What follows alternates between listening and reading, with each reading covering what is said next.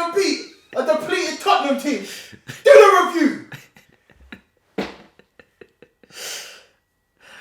Oh, man. Well, welcome back, guys. The Chelsea versus Tottenham review.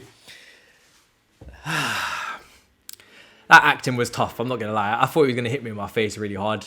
That was difficult. I don't trust this guy too much. we have to try and lighten the mood because that game was... I'm not going to say it was a snooze fest because there were opportunities, but wow, man. Let's start from the top. The starting lineup came out. It was, for me, exactly what I expected the starting lineup to be. I think one change from the team that played in midweek. Obviously, Hudson-Odoi came out for Hakim Ziyech starting. Same back five, same midfield trio. Kai kept on the bench. Christian Pulisic kept on the bench as well. I was happy with the team. I thought it was set up well to defend and attack. Nice balance in the team, but that first half, I seen the stats midway through. We had 55% possession to their 45%, but Tottenham with the ball in the first half were just a little bit more aggressive with it, a little bit more meaningful with their passes. There was something there. There was a zip, you know. In the first half, we didn't create too many opportunities. Apart from when we had that goal for Timo Werner, which I absolutely lost my shit. I was on a live stream. I lost my mind. I was so happy. I was beating the chair. Very similar to the end of the last review. I couldn't compose myself, and then someone came into the room and told me you should probably calm down. And I was like, wow, this is not good news. I mean, it was a great finish, but he was looking along the line and he didn't see that he was offside. So I don't know if Mount timed the pass too late or what happened, but fantastic finish, by the way, but doesn't count, so nobody cares. And are you a big fan of this whole play until, like, even though they're off and they know they're off? Yeah, play until the whistle. If the referee doesn't notice or the linesman, who gives a shit? I don't care. No, but like where the linesman will know where. For me, just flag as soon as possible. What's the waiting around? What's the wait? It doesn't make any sense to me. If he's offside, what are you playing on for? There's nothing to play on to, but it is what it is. Tottenham were creating some really nice triangles down their right hand side between, you know, Bergwijn. Son was drifting over there as well in that first half. So they were having really good link up play, and this whole park the bus notion from Jose Mourinho that people expected. That first half, I wouldn't say they did. I think, you know, they played quite good football, to be honest.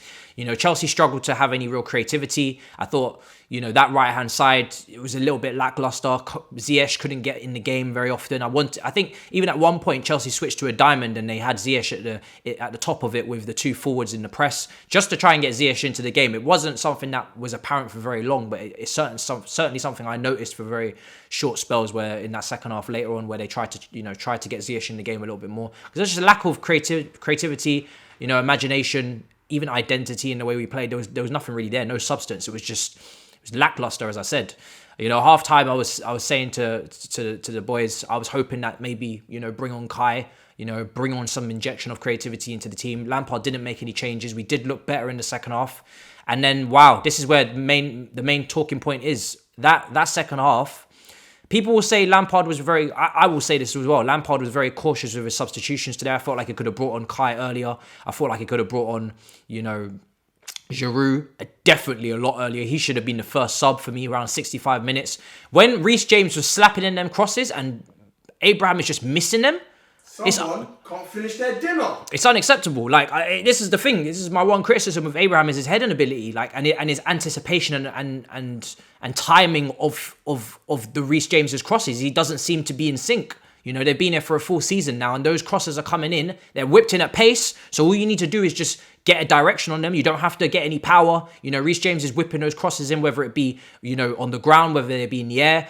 Great crosser of the ball. We should have had probably 2 or 3 assists today, but Tammy wasn't taking the chance. He wasn't taking the chances. And he's not even making. For me, this is what frustrates me about Tammy is that he's got so much promise, but he's not even getting clear. He's not even clearly missing. He's just not getting to it. Like, the ball is there to be attacked and it's just glancing off his forehead, or it's just slightly missing his foot. It's not, there's no conviction. There's no confidence to say, I'm going to really attack this ball, get on the end of it and score the goal. Like, the timing is off. So I was really disappointed with him today up front in terms of, putting away those crosses. He just couldn't do it. Werner, again, was disappointing today. He looks out of sorts on the left-hand side. I think when Pulisic is fully fit and on form, he at left wing is superior by far. And I think, a lot of fans were calling for Pulisic to come on earlier, but I understand the caution on that. He's just come back from injury, and if he'd come on and been injured inside 20 minutes, people would have said to Frank Lampard, you're rushing him back, you're taking the piss with it. You've done this with him last season, you've done this with Emerson in the past, done this with Kante. So I think it's understandable as to why Pulisic wasn't brought on earlier. I think, look, a lot of us wanted to see him earlier, but at the same time, we have to understand, like I said,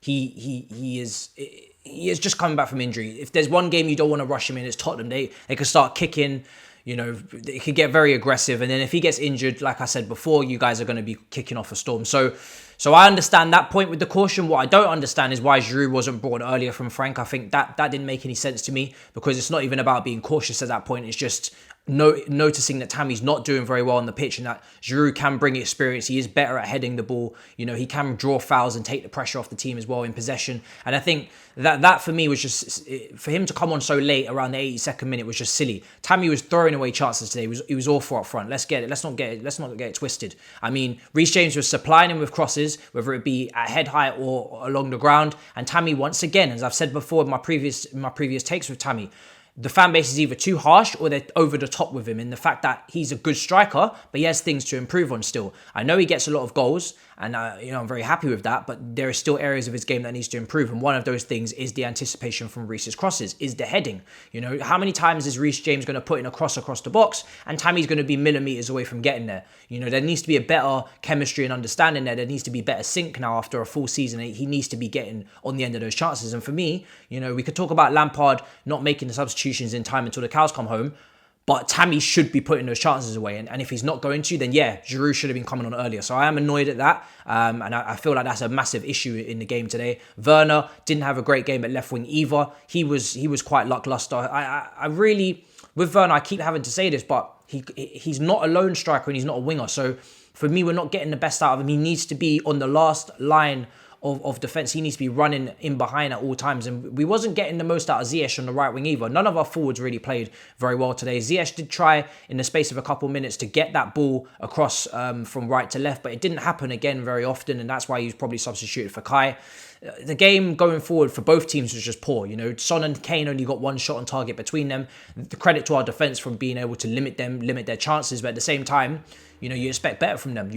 I spoke about in my preview as Kane and Son as the danger men in their team, and nothing really happened. I think man of the match for me, I've got to give it to one of our defenders, or one of theirs. Now, their defenders, I think you spoke about it before. Who was the guy that came in? He's a nobody, basically. Jose decided to play the Swansea boy they signed in the off-season, Joe Rondon.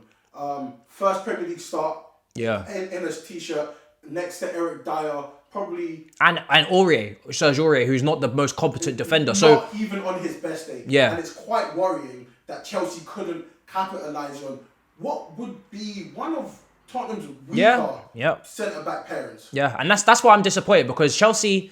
This has kind of brought us down to earth a little bit. We're third, 2 points behind the two top teams, Liverpool and Tottenham. That's a good position after 10 games. I would have taken that. But Chelsea have no goals against the big six this season as well. So we've been scoring goals for fun, but at the same time, we're not scoring against the bigger teams. So there is things to improve on. And today, against that back line, spoke about it in the preview, like I said, that right back is very weak. That centre back is making his debut, and Eric Dyer is no...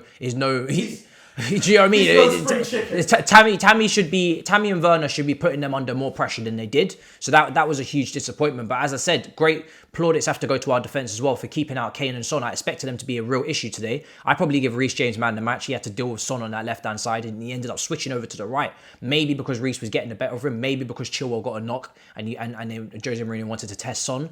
But I think one thing we can take from this game is two top teams cancelling each other out. I hyped it up before the game. I was hoping for fireworks, but really, you big something up and it just knocks you down, kind of thing. And it's the saying that always rings true in these big games in the Premier League. Both teams just was overly cautious in the fact that the win was there for the taking, but nobody really wanted it. Mourinho didn't really bring on Bale. Lampard didn't bring on Giroud until God knows when, 82nd minute, when really it should have been a lot earlier. Never wanted to really have Kai and Ziyech on the pitch at the same time. He substituted one for the other. So questions have to be asked, obviously. I think Hudson-Odoi could have been on the bench. There wasn't really much space for him, but he had a goal in midweek. It was disappointing not to see him even in the squad. I guess that's what happens when you have a big squad and you've got a lot of numbers to play with. But like I said, my consensus from this game is I'm disappointed. I feel like Tottenham were there for the taking. As Saj is saying, they had a weakened backline. We should have been able to take advantage of that. We didn't take advantage of the crossfield ball enough. But it is what it is. It's a long season, There's a lot of football to be played still. But overall, chance not taken for Chelsea to go top of the league and just make a statement. We failed to do that today. So I'll see you boys in midweek. What you got to say, bro? Quickly, this is a much better point for Jose than it is for Lampard. Yeah. And to blame either manager in this game would be very, very incorrect. Let's just keep it real.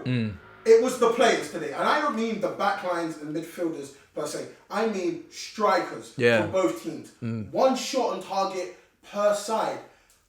I don't even understand how that's possible. It's mad. And like I said, if you're seeing Tammy miss that many chances, Giroud's got to come on earlier for me. But apart from that, I can't be too harsh on him because I do understand the balance between trying to hold a result and go for a result. And I can see why he was cautious. If Chelsea lose to Tottenham at home, we know what that feels like as Chelsea fans. So Lampard will know better than everyone. So he knows exactly what it feels like as well. So I can understand the caution. But Tammy today, missing those big chances. Werner off form, off colour again. It's going to be interesting to see what team he picks in midweek. Pulisic, Hudson-Odoi, inject some life into this front line. It's very much needed. I will see you guys in midweek.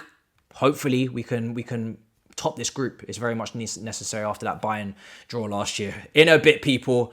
I'm going back to sleep.